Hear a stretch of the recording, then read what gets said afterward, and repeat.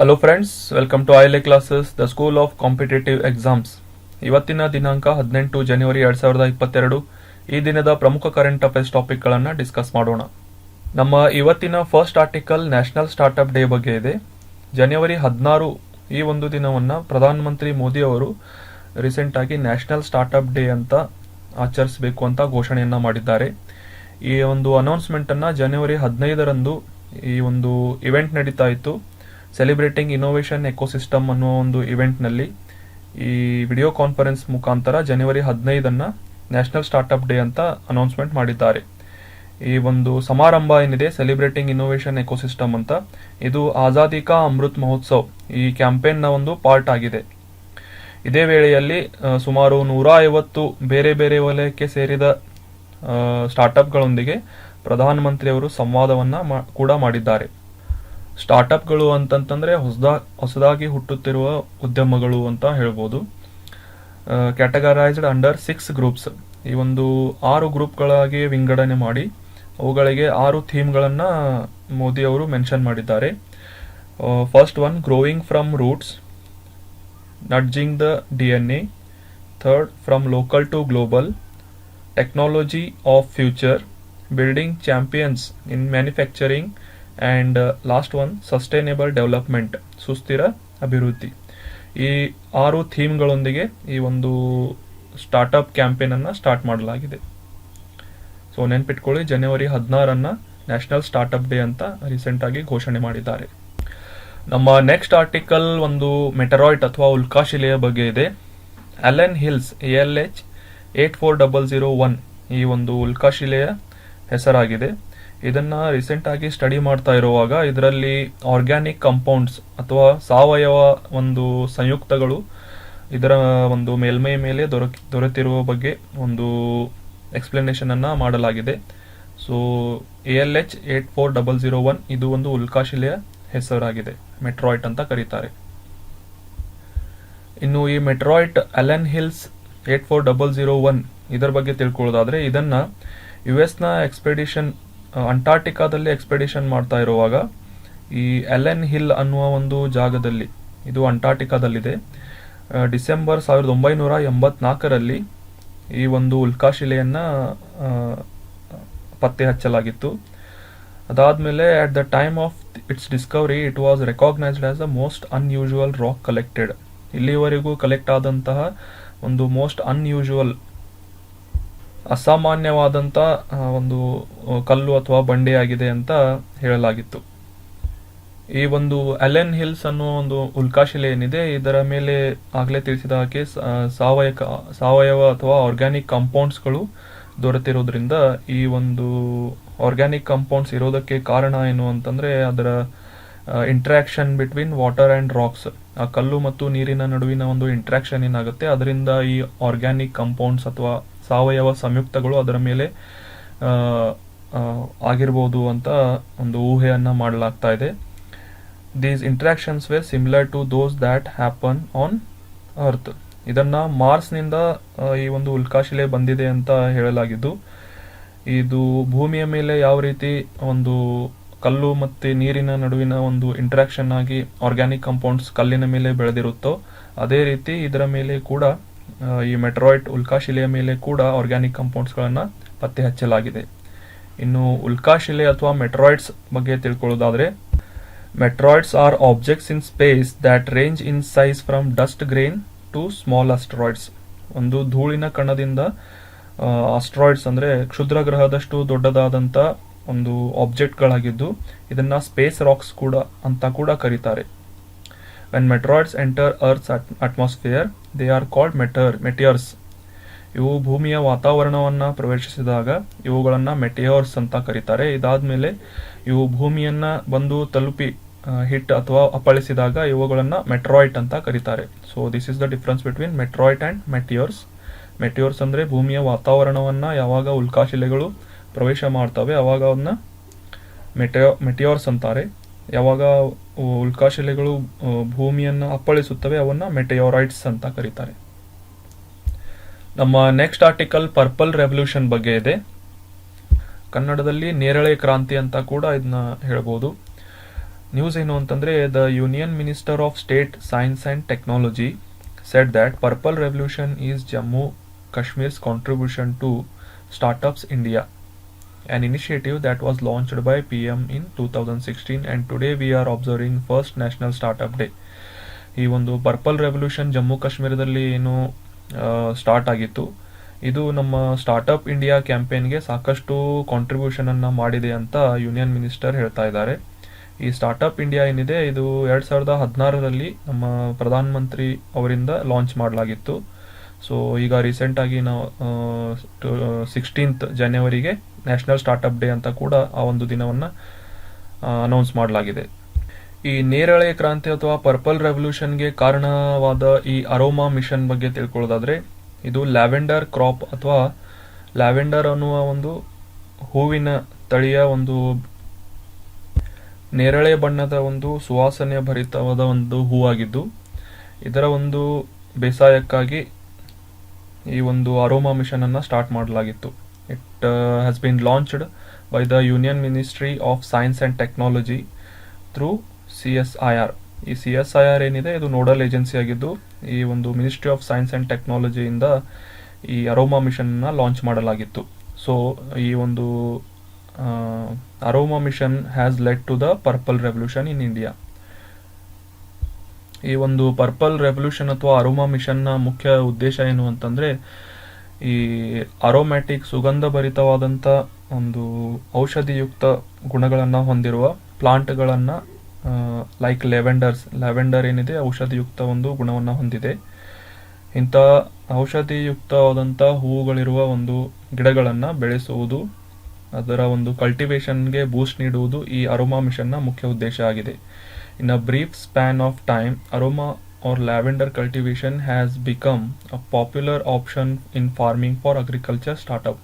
ಈ ಅಗ್ರಿಕಲ್ಚರ್ ಕೃಷಿ ಕ್ಷೇತ್ರಕ್ಕೆ ಸಂಬಂಧಿಸಿದಂತೆ ಏನು ಸ್ಟಾರ್ಟ್ಅಪ್ಗಳಿದ್ದಾವೆ, ಈ ಒಂದು ಅರೋಮಾ ಮಿಷನ್ ಅವುಗಳ ಬೆಳವಣಿಗೆಗೆ ಸಾಕಷ್ಟು ಸಹಕಾರಿಯಾಗಿ ಹೊರಬಂದಿದೆ.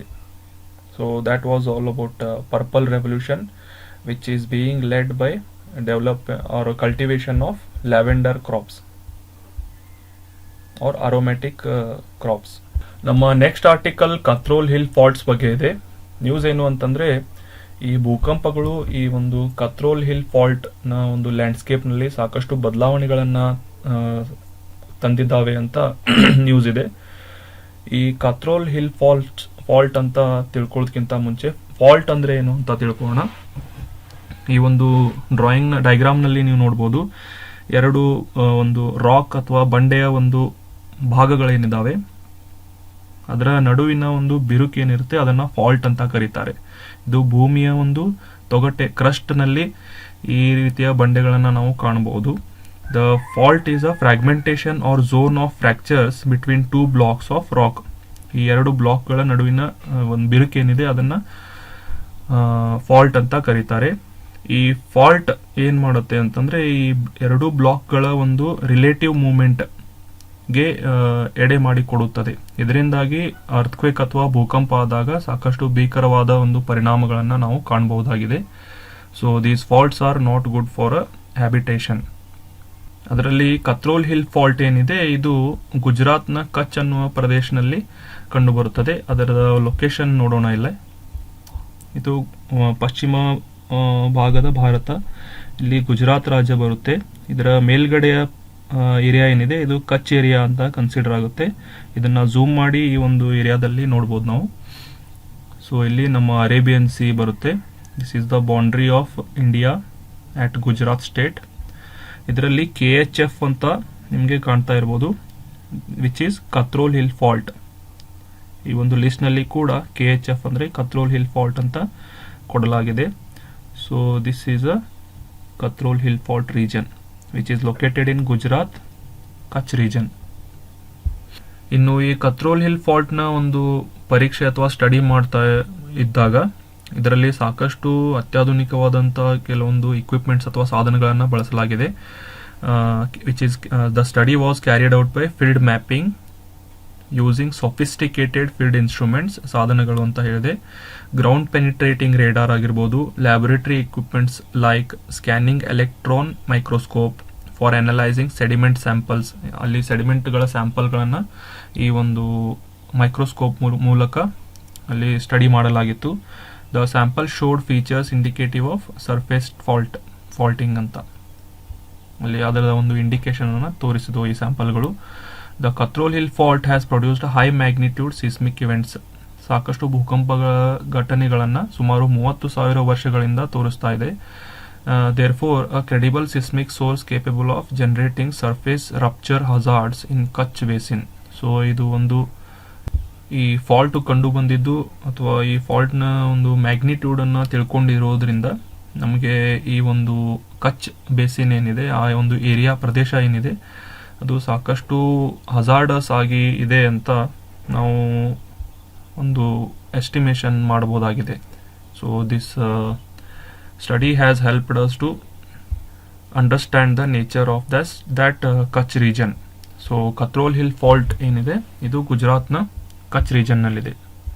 ನಮ್ಮ ನೆಕ್ಸ್ಟ್ ಆರ್ಟಿಕಲ್ ಸ್ವಚ್ಛ ವಿದ್ಯಾಲಯ ಪುರಸ್ಕಾರ 2021-22 ಬಗ್ಗೆ ಇದೆ. ರೀಸೆಂಟ್ ಆಗಿ minister of state for education ಈ ಸಚಿವರು ವರ್ಚುವಲ್ಲಿ ಒಂದು ಸ್ವಚ್ಛ ವಿದ್ಯಾಲಯ ಪುರಸ್ಕಾರ 2021-22 ಲಾಂಚ್ ಮಾಡಿದ್ದಾರೆ.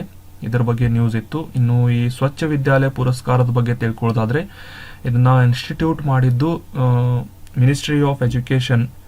ಇದರ ಒಂದು ಮುಖ್ಯ ಉದ್ದೇಶ ಏನಂತಂದ್ರೆ to recognise, inspire and celebrate excellence in sanitation and hygiene practice in school.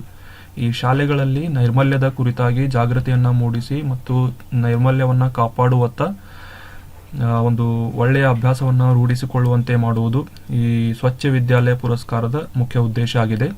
ಇದನ್ನ ಇನ್ಸ್ಟಿಟ್ಯೂಟ್ ಮಾಡಿದ್ದು ಫಸ್ಟ್ ಟೈಮ್ ಮಾಡಿದ್ದು 2016-17ರಲ್ಲಿ. ಈಗ 21-22 ಪುರಸ್ಕಾರವನ್ನು ರೀಸೆಂಟ್ ಆಗಿ ಲಾಂಚ್ ಮಾಡಿದ್ದಾರೆ. ಮತ್ತೆ ಈ ಸ್ವಚ್ಛ ವಿದ್ಯಾಲಯ ಪುರಸ್ಕಾರವನ್ನ ನೀಡುವ ಒಂದು ಉದ್ದೇಶ ಪರ್ಪಸ್ ಏನು ಅಂತಂದ್ರೆ ಟು ಆನರ್ ದ ಸ್ಕೂಲ್. ಈ ಸ್ವಚ್ಛ ವಿದ್ಯಾಲಯ ಕ್ಯಾಂಪೇನ್ಗೆ ಸಹಕಾರಿಯಾಗುವಂತೆ ಯಾವ ವಿದ್ಯಾಲಯಗಳು ನೈರ್ಮಲ್ಯವನ್ನ ಕಾಪಾಡುವತ್ತ ಒಂದು ಉತ್ತಮವಾದಂಥ ಹೆಜ್ಜೆಗಳನ್ನು ಇಟ್ಟಿದ್ದಾರೆ ಆ ಒಂದು ವಿದ್ಯಾಲಯಗಳನ್ನು ಗುರುತಿಸಿ ಅವುಗಳನ್ನು ಗೌರವಿಸುವುದು ಈ ಒಂದು SVP ಅಥವಾ ಸ್ವಚ್ಛ ವಿದ್ಯಾಲಯ ಪುರಸ್ಕಾರದ ಮುಖ್ಯ ಉದ್ದೇಶ ಆಗಿದೆ.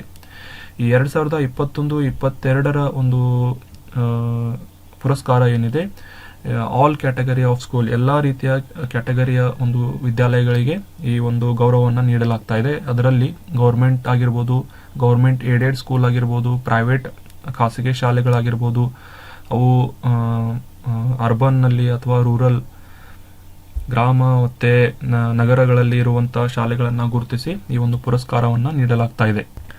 ನಮ್ಮ ನೆಕ್ಸ್ಟ್ ಆರ್ಟಿಕಲ್ ಪ್ಯಾಸೆಕ್ಸ್ ಎಕ್ಸರ್ಸೈಸ್ ಇನ್ ಅರೇಬಿಯನ್ ಸಿ ಇದರ ಬಗ್ಗೆ ಇದೆ. ಅರಬ್ಬಿ ಸಮುದ್ರದಲ್ಲಿ ನಡೆದ ಪಾಸೆಕ್ಸ್ ಒಂದು ಯುದ್ಧಾಭ್ಯಾಸದ ಬಗ್ಗೆ ನ್ಯೂಸ್ ಏನು ಅಂತಂದ್ರೆ ಭಾರತದ ನೇವಿ ನೌಕಾಪಡೆ ಮತ್ತೆ ರಷ್ಯಾದ ನೌಕಾಪಡೆ ಈ ಒಂದು ಪಾಸೆಕ್ಸ್ ಎಕ್ಸರ್ಸೈಸ್ ಅನ್ನ ಅರಬ್ಬಿ ಸಮುದ್ರದ ಕೊಚ್ಚಿನ್ ಪೋರ್ಟ್ ನಲ್ಲಿ ನಡೆಸಿದ್ದರ ಬಗ್ಗೆ ನ್ಯೂಸ್ ಇದೆ.